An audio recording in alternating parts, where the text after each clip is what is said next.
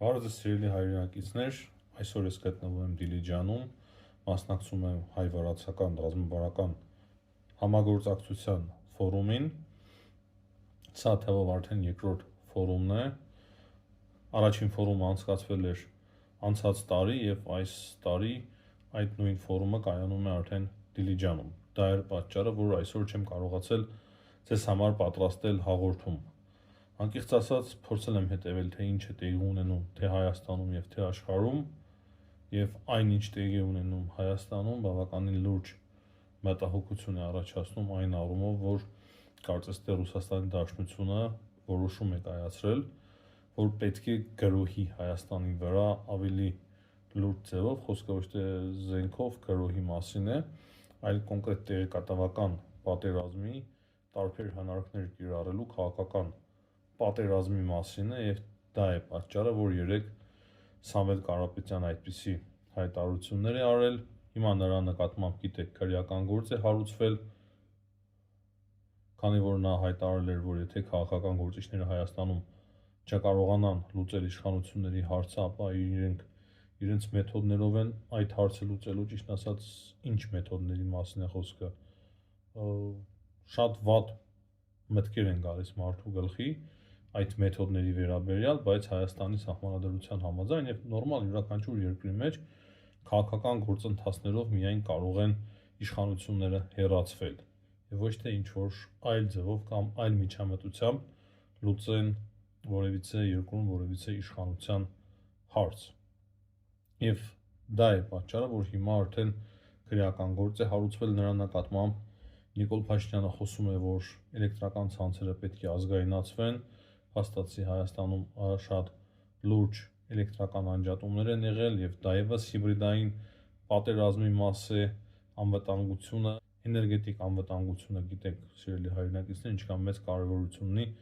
յուրաքանչյուր երկրի համար և պատահական չէ, որ անցած տարի ապրիլի 5-ին հենց դրա մասին էին քննարկումները Հայաստանի, Միացյալ Նահանգների և Եվրամիության միջև և այդպիսի կարևոր փաստաթուղթ էր ստորագրվում, որպեսզի Հայաստանը էներգետիկ անկախություն ունենա և պատահական չէ նաև այն, որ օրեր առաջ Հայաստանի ԱԷԿ-ում Մեծամորի բացվեց շատ կարևոր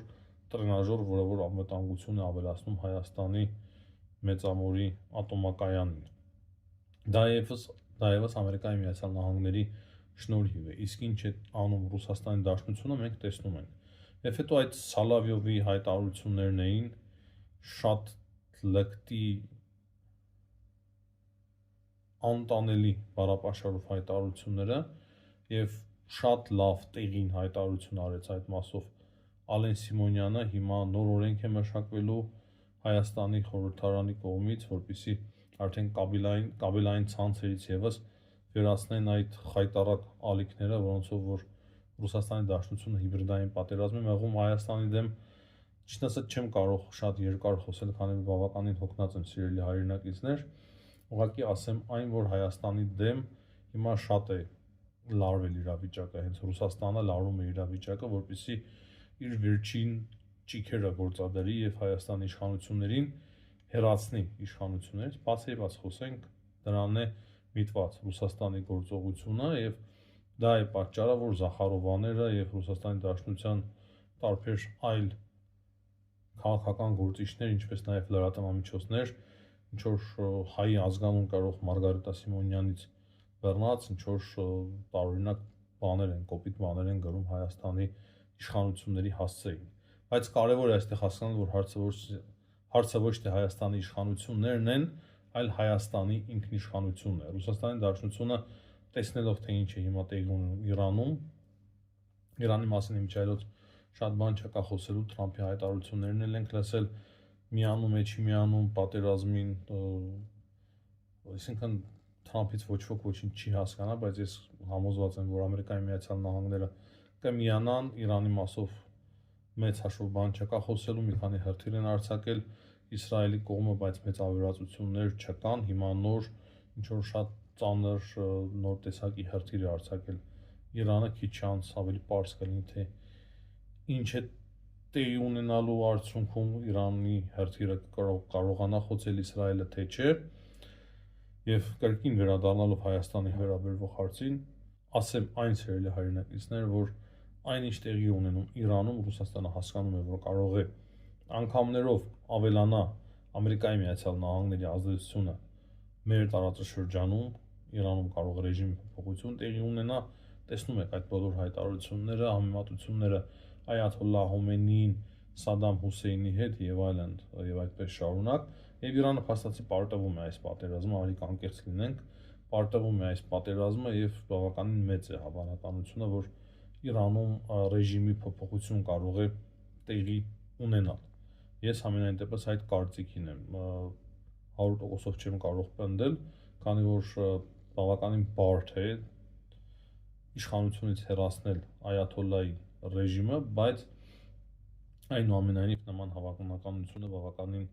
մեծ է, եւ դրա համար Ռուսաստանի Դաշնությունը շտապում է, քանի որ իր ազդեցությունը ել ավելի կնվազի դրանով տարածաշրջանում, եւ պատահական չէ նաեւ հիմա հունիսի 20-ին Նիկոլ Փաշինյանի այցը Թուրքիա, ճիշտ է, օրակարգին մենք թերևս ծանոթ չենք, բայց ես չեմ կարծում, որ Թուրքիան եւս ցանկանա կրկին հայտնվի ավելի ու ավելի շատ Ռուսաստանի ազդեցության տակ։ Փաստացի Լավրովի այցից եւ Մատվիենկոյի այցից հետո եւ հայկական կողմի լավ դիմավորումներից հետո, հիշում եք, ես ասում էի այդ մասին, հիշեք մեր նախորդ հաղորդումները, որ երբ որ Հայաստանը այդպիսի լավ դիմավորություն է կազմակերպում, ցավոք սրտի ռուսական կողմը դա որպես թուլություն է անցալում եւ սկսվում է ավելի կոպիտ գործել։ Ռուսաստանի Դաշնությունը սովորության համաձայն սկսում է շատ ավելի կոպիտ գործել։ Ճիշտն ասած, ես կուզենայի, որպեսզի Ռուսաստանի Դաշնությունը այդ կերպ չվարվեր մեզ հետ, այնպես չէ, որ ես լարվածության կողմնակից եմ եւ ուզում եմ, որ հայ-ռուսական հարաբերությունները վատը լինեն, բայց իրենք այլընտրանք չեն թողնում մեզ, քանի որ հակառակ պարագայում, եթե մենք ոչինչ չանենք, մենք կունենանք ինքնիշխանության կորուստ եւ մենք պետք է ստիպված պատասխանենք Ռուսաստանի այս քայլերին, ամրացնելով մեր ինքնիշխանությունը եւ պատժի ենթարկելով բոլոր նրանց, ովքեր որ ոտնձգություն են իրականացնում մեր ինքնիշխանության նկատմամբ։ Սա շատ կարեւոր է, որ բոլորս միասին հասկանանք։ Հիմա տարբեր մեթոդներով եւ ձևերով կրկին փորձում են խաբել մեր հասարակությանը, բայց մենք բավականին իմաստուն ժողովուրդ ենք եւ չպետք է խաբվենք, սիրելի հայրենակիցներ։ Հիմա ավելի ահագնանալու պայքարը իշխանությունների եւ որոշ եկեղեցականների միջեւ, որոնց որ ես եկեղեցի չեմ կարող անվանել, երբ որ մայրաթորից հայտարարությունն անում, ես իրենց մայրաթոր չեմ կարող ընդունել, որոշ հոգեվորականները դրսից պատվերներով, այսինքն